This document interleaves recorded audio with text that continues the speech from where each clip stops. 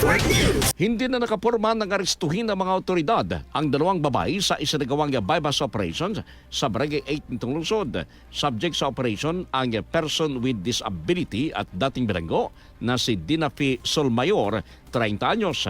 Arestado rin ang kasamahan nito na si Nika Grace Bio, 20 anyos, ng nasabing barangay. Ayon sa Quezon City Drug Enforcement Unit Head, Police Lieutenant Colonel Albert C., kahit na may diferensya sa kamay, si Solmayor, magawa pa rin ito na mag-repack ng illegal drugs.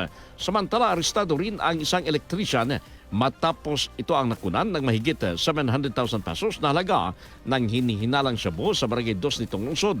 Kinilalang suspect na si Cornelio de la Cruz, 54 anyos, at residente ng Barangay Tacuring.